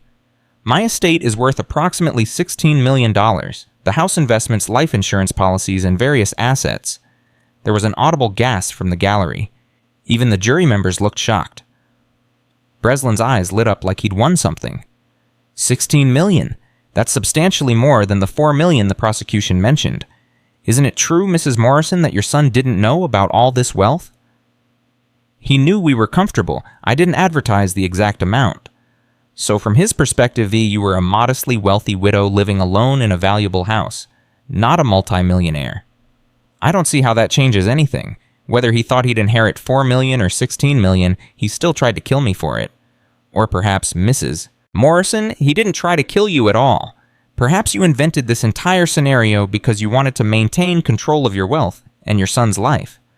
Perhaps you couldn't stand the thought of him marrying Ms. Chen and potentially having access to your money through him. I felt my temper rising, but kept it in check. Mr. Breslin, I recorded my son planning my murder in explicit detail. I have video of him putting drugs in my drink. I have FBI agents who witnessed him attempting to poison me. You can spin whatever story you want, but the evidence doesn't lie. Evidence can be manipulated, Mrs. Morrison. Not by me. I'm not that clever, but I am clever enough to protect myself from people who want me dead. Breslin tried a few more questions, but he'd lost momentum. I'd stayed strong, hadn't cracked, hadn't given him anything he could use. When he finally said no further questions, I saw frustration in his face. Chen's redirect was brief. Mrs. Morrison, do you love your son? The question surprised me. I'd been expecting something about evidence or timelines. Yes, I do. Even after everything he did. He's still my son. I carried him for 9 months, raised him for 25 years, loved him for 43 years. That doesn't just disappear because he betrayed me, but loving him doesn't mean I'm going to let him kill me. And if you could go back, would you have handled this differently? I thought about it. No, if I'd confronted him without evidence, he might have succeeded in killing me, or might have simply disappeared. If I'd just left and gone into hiding, I'd have spent the rest of my life looking over my shoulder. This way, the truth is out. Justice is being served. and maybe someday Marcus will understand what he did wrong and become a better person, though I won't hold my breath. The prosecution rested after calling a few more expert witnesses, a forensic psychologist who testified about the planning and premeditation evident in the recordings, a financial expert who explained how inheritance and estate law worked, making clear that Marcus stood to gain substantially from my death. Then it was the defense's turn. Breslin called character witnesses for Marcus' former colleagues, who said he was kind and professional neighbors who'd never seen him be violent. Even Jennifer, who appeared reluctantly and admitted that Marcus had been a decent father until the separation. None of them could explain the recordings or the video evidence, though. Character references don't mean much when you're caught on tape planning murder. Vanessa's defense was even weaker. Blackwell tried to argue that she'd never actually done anything physical, that her role was limited to conversations. He called a linguistics expert who claimed Vanessa's statements could be interpreted as hypothetical discussions rather than actual plans, as if saying "we do it tomorrow night" was somehow ambiguous. But the prosecution had one more devastating piece of evidence. Chen called Marcus's cell phone provider and pulled his text messages with Vanessa from the week before the arrest. There, in black and white, were discussions about my daily schedule, about which nights I'd be home alone, about the contents of my medicine cabinet. One text from Vanessa read, "She takes the blue pills for sleep, 10 milligrams. Small white ones would be easier to crush and hide." Marcus's response, "I can get those. She has an old prescription in the bathroom." There was no explaining that away, no claiming it was hypothetical or taken out of context. They'd been actively preparing, gathering information, planning logistics. The defense rested after just 3 days, and closing arguments began. Chen's closing was powerful. He stood before the jury and spoke with quiet intensity. "You've heard the evidence, you've seen the videos, you've read the text. Marcus Morrison and Vanessa Chen planned to murder Catherine Morrison for money. They chose the method, they chose the date, they gathered the materials, and they attempted to execute that plan. Only Catherine's courage and the FBI's swift action prevented her death. This isn't speculation. This isn't circumstantial. This is documented, recorded, undeniable fact. They are guilty. Your verdict should reflect that." Breslin's closing was desperate. He attacked the evidence as tainted, attacked the process as entrapment, attacked me as vindictive and controlling. "You're being asked to destroy a man's life based on words taken out of context and a mother's vendetta. Marcus Morrison made mistakes. He had conversations he shouldn't have had. He let himself be influenced by a manipulative woman. He was weak. But weakness isn't murder. Stupidity isn't murder. And you cannot convict someone of attempted murder when the supposed victim was never actually in danger because the FBI was controlling the entire situation." It was a clever argument, I had to admit. If the jury believed I was never truly at risk because the FBI was watching, could they really convict for attempted murder? Or was it just conspiracy? Blackwell's closing for Vanessa was simpler. My client talked. That's all she did. In America, we don't imprison people for thoughts or words. We imprison them for actions. Vanessa Chen took no action to harm Mrs. Morrison. She didn't drug the drink. She didn't force pills down anyone's throat. She talked about it, yes, but talking isn't doing. And you cannot convict her for someone else's actions. The jury deliberated for 2 days. 2 long, agonizing days where I stayed home and tried not to think about what would happen if they came back with not guilty verdicts. What if Breslin's arguments had worked? What if they believed I'd set this up out of spite? What if they couldn't get past reasonable doubt? Agent Torres called me when the jury came back. "They have a verdict. Can you get to the courthouse in an hour?" My hands shook as I drove there. The courtroom was packed again. Everyone sensing this was the climax, the moment of truth. I took my seat behind the prosecution table. Chen gave me an encouraging nod, and we waited. Marcus and Vanessa were brought in. Marcus looked like he'd aged 10 years in the weeks since trial started. Vanessa looked defiant, her chin up, her eyes hard. Judge Harmon entered, and we all stood. Then she instructed the jury foreman to deliver the verdict. "In the matter of the state versus Marcus Morrison, on the charge of conspiracy to commit murder in the first degree, we find the defendant guilty." I closed my eyes. Guilty, the word I'd needed to hear.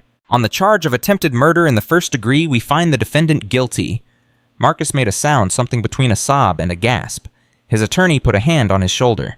"In the matter of the state versus Vanessa Chen, on the charge of conspiracy to commit murder in the first degree, we find the defendant guilty." Vanessa's mask cracked. Her face went pale, her hands gripping the table. "On the charge of attempted murder in the first degree, we find the defendant guilty." The courtroom erupted. Reporters rushed out to file their stories. Spectators reacted with satisfaction or shock. Judge Harmon gavelled for order. "The defendants are remanded into custody pending sentencing. Sentencing hearing will be held in 3 weeks. This court is adjourned." I sat there as chaos swirled around me, feeling oddly numb. It was over. They'd been convicted. Justice had been served. So why didn't I feel victorious? Chen came over and shook my hand. Congratulations, Mrs. Morrison. You did it. What happens now? Sentencing. With the premeditation, the relationship factors, and the vulnerability of the victim, I expect Judge Harmon will give them close to the maximum, probably 35 to 40 years each. 40 years. Marcus would be 90 when he got out. If he lived that long, my son would die in prison, and I'd put him there. As they led Marcus away in handcuffs, he turned and looked at me one last time. Our eyes met across the courtroom, and I saw something there, regret maybe, or just self-pity. I couldn't tell anymore. I didn't know him anymore. Vanessa was still screaming as they dragged her out. This is your fault, Catherine. You ruined everything. I hope you're happy, you miserable old bitch. I hope you die alone. Judge Harmon's voice rang out. Ms. Chen, that's quite enough. Add another contempt charge. When they were gone, when the courtroom finally cleared, I sat alone in that space and let myself feel everything I'd been holding back. Grief for my son, the boy he'd been before greed corrupted him. Relief that I was safe, that they couldn't hurt me now. Anger at the waste of it all, the wasted potential, the wasted love, the wasted years he'd spend behind bars. And underneath it all, a deep, bone-tired exhaustion. Agent Torres sat down beside me. You okay? I don't know. Am I supposed to be happy right now? Because I don't feel happy. I feel empty. That's normal. You did what you had to do to survive, but that doesn't make it easy, especially when it's family. Will it get better? She was quiet for a moment. It'll get different. You'll learn to live with it, and you'll go on living, which is more than you would have done if they'd succeeded. 3 weeks later, I returned for sentencing. This time, I had to give a victim impact statement. I stood before the judge in the court and spoke directly to Marcus and Vanessa. Marcus, I loved you from the moment you were born. I would have done anything for you. I did do everything for you. I raised you, supported you, funded your education, welcomed you into my home when you needed shelter, and you repaid me by plotting my death. You looked at me and saw not your mother, but an obstacle to money. You were willing to force poison down my throat to watch me die, to pretend to grieve while spending my money. That betrayal is something I will carry for the rest of my life.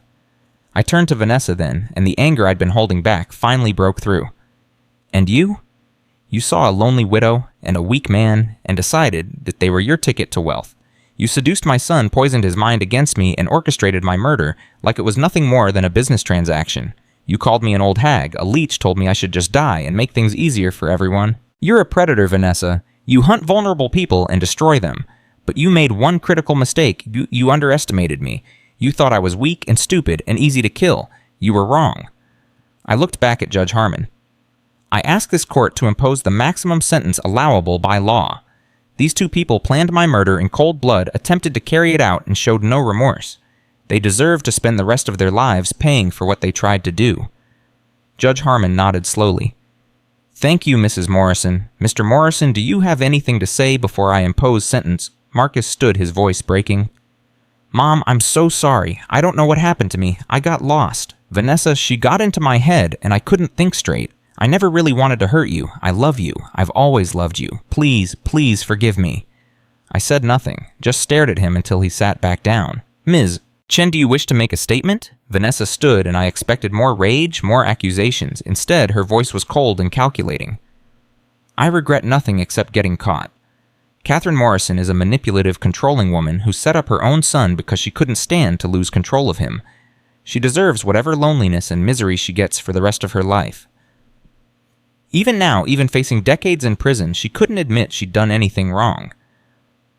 Judge Harmon's expression hardened. I've presided over many cases in my career, but few have disturbed me as deeply as this one.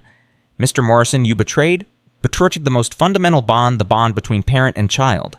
Your mother gave you life, raised you, supported you, and when you saw an opportunity to profit from her death, you took it without hesitation. Your claims of manipulation ring hollow when I review the evidence. You were an active, willing participant in planning your mother's murder. Chetu, she turned to Vanessa. Ms. Chen, you are a predator of the worst kind. You identified a vulnerable man going through a difficult time, exploited his weaknesses, and convinced him to commit matricide. Your complete lack of remorse demonstrates that you pose a continued danger to society. Judge Harmon paused, shuffling papers. Marcus Morrison, I hereby sentence you to 40 years in state prison for conspiracy to commit murder, and 40 years for attempted murder sentences to run consecutively. That's a total of 80 years. The courtroom gasped. Consecutive meant he'd serve them back to back, not at the same time. Marcus would be 123 years old when his sentence ended. He'd die in prison. Vanessa Chen, I sentence you to 40 years for conspiracy to commit murder and 40 years for attempted murder, also consecutive. 80 years. Vanessa's composure finally shattered. She started screaming, struggling against the guards. This is insane. 80 years for talking. We didn't even kill her. She's not even hurt. You didn't kill her because she stopped you, Judge Harmon said coldly. You don't get credit for failing to complete your crime. Remove her from my courtroom. As they dragged Vanessa away, still screaming, Marcus turned to look at me one more time. His face was wet with tears, his mouth moving like he wanted to say something but couldn't find the words. Then he was gone, led away in chains to spend the rest of his life in prison. I walked out of that courthouse into bright September sunshine, and for the first time in months I felt like I could breathe. It was over, really truly over. They couldn't hurt me now. They couldn't threaten me. They were locked away where they belonged. Chen found me on the courthouse steps. Mrs. Morrison, you did an incredibly brave thing. You should be proud. Should I? I just sent my only child to prison for 80 years. You defended your life. There's no shame in that. Amy Foster, the Times journalist, approached with a camera crew. Mrs. Morrison, can we get a statement about the sentencing? I almost said no, but then I thought about all the other elderly people out there trusting their children blind to danger. If my story could help even one person recognize warning signs, wasn't it worth the discomfort? Yes, I said. I'll give you a statement. The camera started rolling. Amy held out her microphone. Mrs. Morrison, how do you feel about today's verdict? I feel that justice was served. My son and his accomplice planned to murder me for my money. They came very close to succeeding. The 80-year sentences reflect the severity of what they attempted. This wasn't a crime of passion or a moment of poor judgment. It was premeditated, calculated, cold-blooded conspiracy. And I hope other families watching this will take note. Elder abuse is real. Financial exploitation by family members is real, and if you sense something is wrong, trust your instincts. Document everything. Seek help. Don't assume your children would never hurt you because mine did. Do you have any message for your son? I looked directly at the camera, knowing Marcus would see this eventually in whatever prison they sent him to.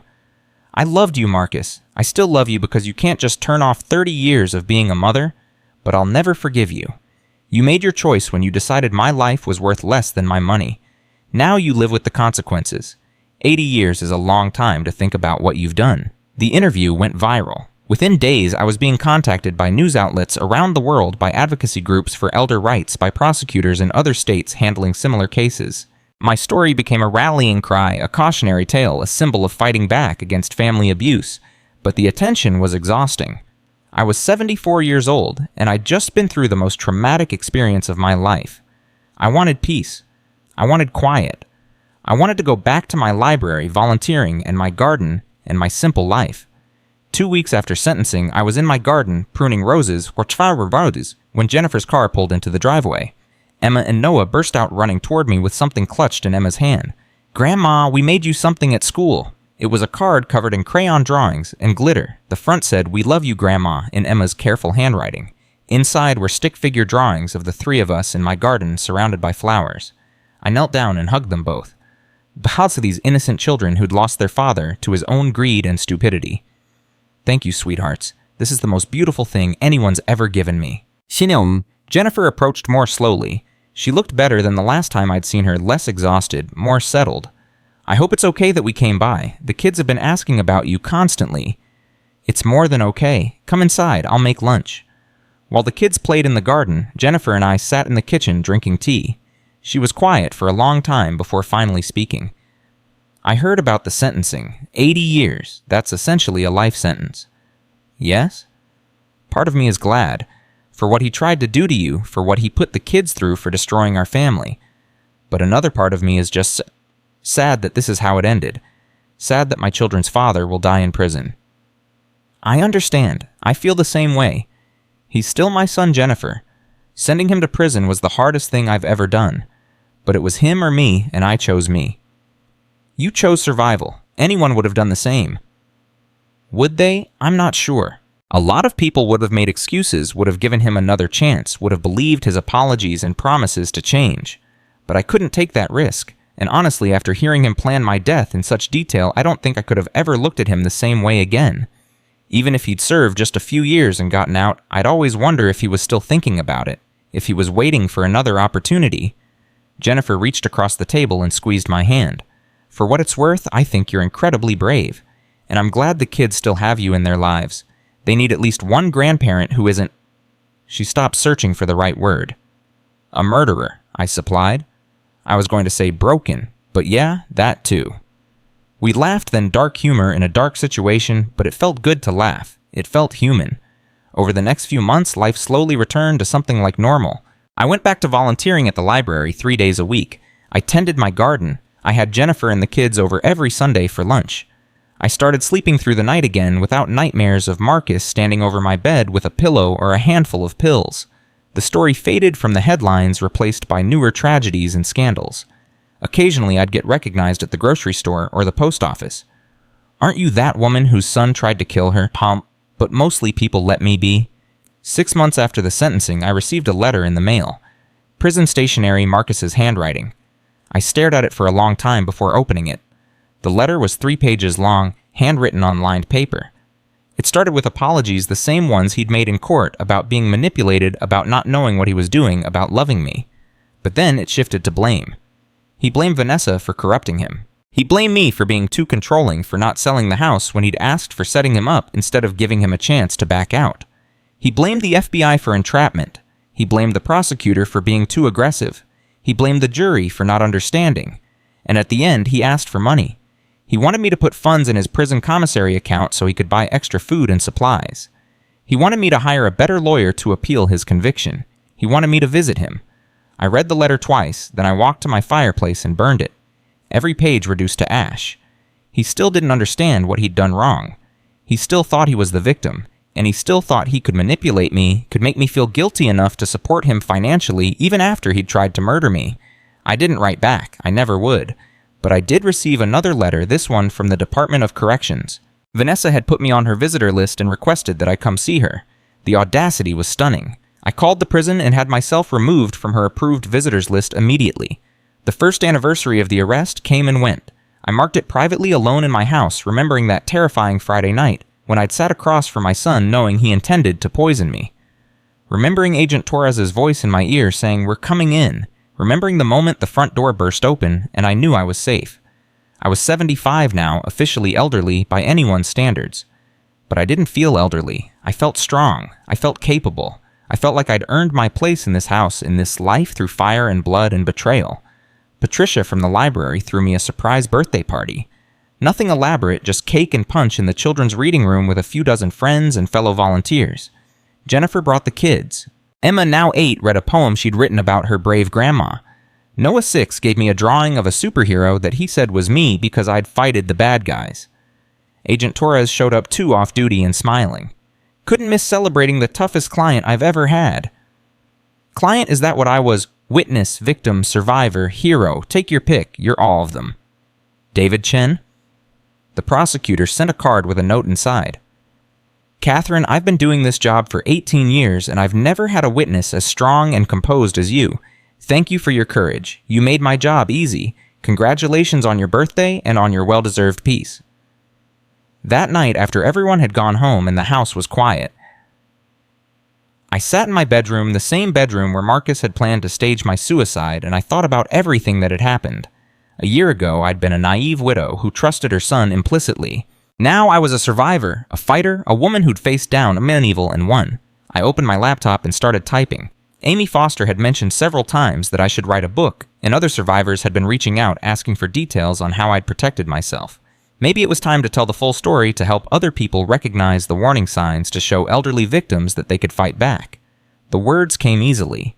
I started with that day in March, when Marcus first suggested I sell my house, and I wrote through the night, through the sunrise, through the morning. By the time I stopped, I had 15,000 words, and my hands were cramping. Over the next 3 months, I wrote my story. Every detail, every emotion, every moment of terror and triumph. I called it The Son Who Tried to Kill Me, a Survivor's Story.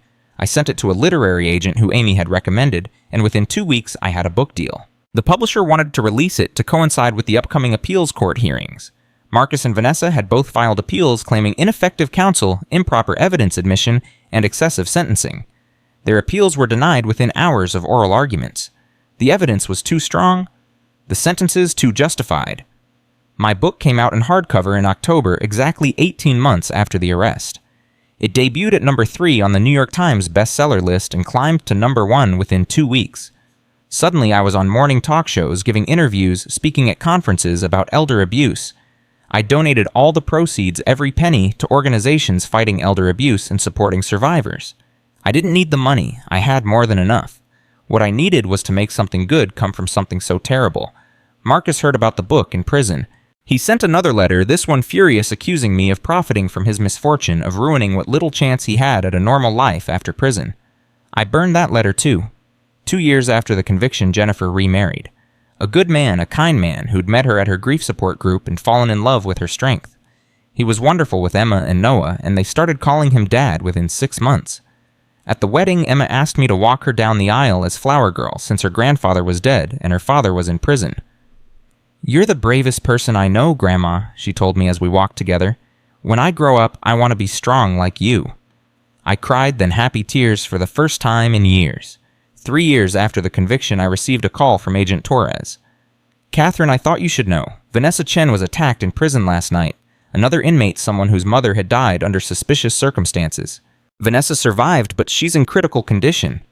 I felt nothing. Not satisfaction, not pity, not concern, just emptiness. "Thank you for letting me know. There's more. She's requesting to speak with you. Says she has information about other potential victims, other men she manipulated. She's willing to testify in other cases in exchange for protection and possibly a reduced sentence. And she wants to tell me this personally. She says she wants to apologize. She says prison has changed her, that she sees now what she did was wrong." I laughed, bitter and sharp. "She wants a reduced sentence. That's all this is. She doesn't care about her victims. She cares about spending less time behind bars." "Probably, but if she does have information that could help close other cases, could help other families get justice, would you be willing to hear her out?" I thought about it for a long time. Part of me wanted nothing to do with Vanessa, wanted her to rot in prison for the full 80 years without any chance at early release. But another part, the prosecutor part that had never quite gone away, knew that if she had information, if she could help put other predators away, it might be worth hearing her out. "I'll think about it," I told Torres. In the end, I decided to meet with her. Not because I owed her anything, not because I was curious, but because if there were other families out there dealing with the aftermath of her manipulation, they deserved answers. The prison was a grim concrete fortress 3 hours north of my home. I went through security, was searched, and was led to a small meeting room with a table, 2 chairs, and a guard stationed by the door. Vanessa was brought in a few minutes later. She looked terrible. Prison had stripped away all her polish and beauty. Her hair was cropped short, her face bare of makeup, a long scar running down her left cheek from the attack. She was thin, too thin, and her eyes held a hollowness that hadn't been there before. She sat down across from me, and for a long moment we just stared at each other. "Thank you for coming," she said finally. Her voice was different, quieter, less confident. "Agent Torres said you have information about other victims." "I do, but first I need to say something. I'm sorry. I know that doesn't mean anything coming from me. I know you have no reason to believe me, but I'm sorry for what I did, for what I tried to do." "You're not sorry. You're scared. There's a difference." She flinched. "You're right. I am scared. I'm terrified. Every day in here is hell. I've been beaten, threatened, isolated. I have 77 years left on my sentence. I'll die here. But that doesn't mean I'm not also genuinely sorry. Prison gives you a lot of time to think, Catherine. To really see yourself, and what I see is a monster. So tell me about the others. How many men did you manipulate? How many families did you try to destroy?" She took a shaky breath. 4. Before Marcus, there were 4 others. I never went as far as attempting murder with them, but I did manipulate them. Did try to get them to give me money to cut off their families, to change their wills in my favor.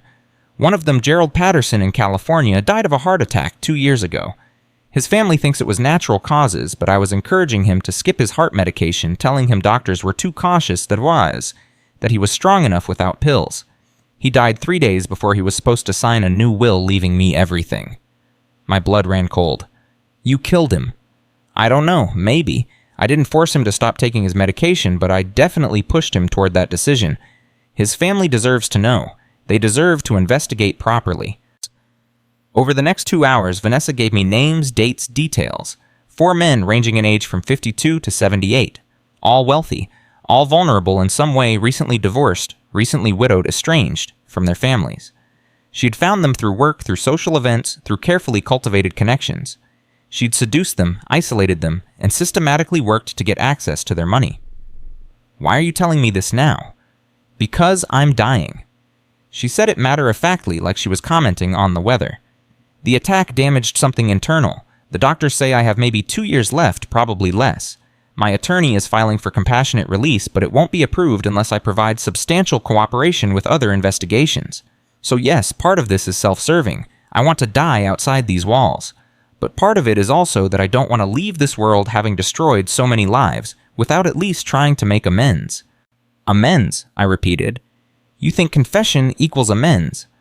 No, I know nothing I do can undo what I've done, but it's all I have to offer. I stood up.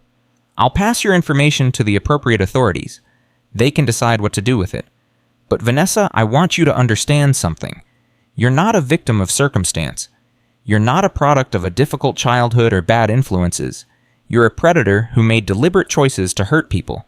Whatever happens to you now, you earned it. I know, she whispered.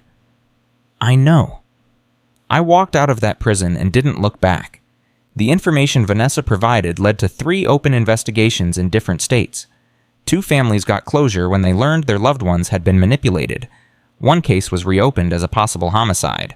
Vanessa gave detailed depositions from her prison hospital bed and died 4 months later from internal bleeding. She never got her compassionate release. I attended her funeral. Not because I forgave her, not because I felt sympathy, but because I wanted to see it end. Wanted to witness the final chapter of the woman who'd tried to destroy my life. There were 5 people there besides me, her estranged parents who looked broken and confused, her attorney, a prison chaplain, and 1 other woman who introduced herself as Vanessa's sister. She was sick, the sister told me, mentally ill. Our parents didn't see it, didn't want to see it, but she was diagnosed with antisocial personality disorder when she was 17. They thought they could love it out of her thought if they just gave her enough support and opportunities she'd become normal. Instead, she became a predator. I'm sorry for your loss, I said, because it seemed like the thing to say. Don't be. She made her choices. She hurt a lot of people. I'm just sorry you were one of them. Marcus heard about Vanessa's death in prison. He wrote me another letter, this one talking about how they'd really loved each other, how Vanessa had been misunderstood, how he forgave her, and hoped I would too. This letter I didn't burn.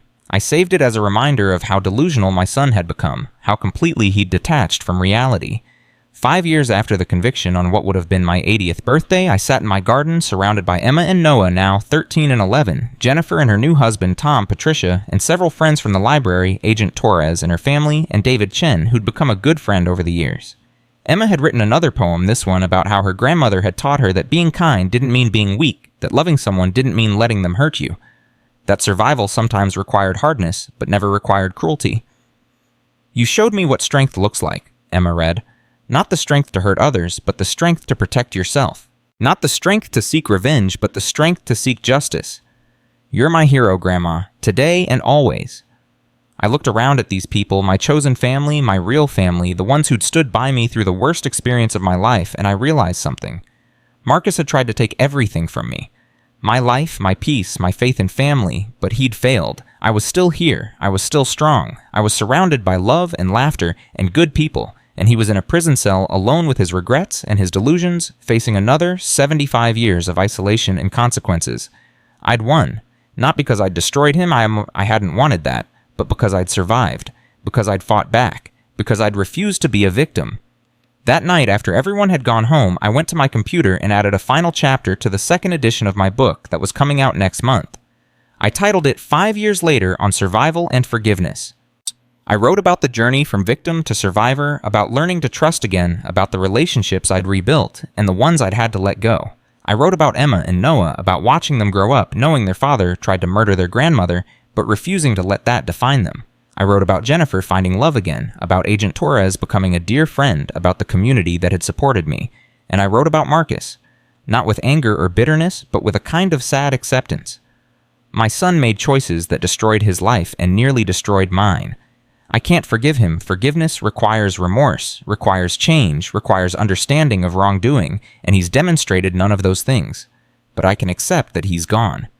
The boy I raised is gone, replaced by a stranger who prioritized money over love, greed over family murder over morality. I mourn that boy. I'll always mourn him. But I don't mourn the man he became. That man deserves exactly what he got. I ended the chapter with this to anyone reading this who's experienced betrayal by someone they loved who's survived, something they thought would destroy them, who's questioning whether they're strong enough to go on. You are. You're stronger than you know. And survival isn't just about staying alive. It's about reclaiming your life, your joy, your peace. It's about refusing to let the people who hurt you continue to control your story. This is my story, and it has a happy ending. Not because justice was served, though it was. Not because my attackers went to prison, though they did. But because I'm still here, still living, still loving, still finding joy in small moments and big celebrations. They tried to end my story. Instead, they just gave me a new chapter. And that chapter is filled with more life, more love, and more purpose than I ever imagined possible. I saved the document, backed it up, and sent it to my publisher. Then I closed my laptop and walked out to my garden one more time. The stars were bright above me, and the roses I'd planted that spring were blooming beautifully. Somewhere in a prison cell, Marcus was lying on a narrow cot counting down the decades he had left to serve. But I was here in my garden, in my home, alive and free and whole, and that I thought as I breathed in the sweet night air was the best revenge of all. Not revenge, really, just living, just surviving, just winning by refusing to let them make me a victim. I was Catherine Morrison. I was 80 years old.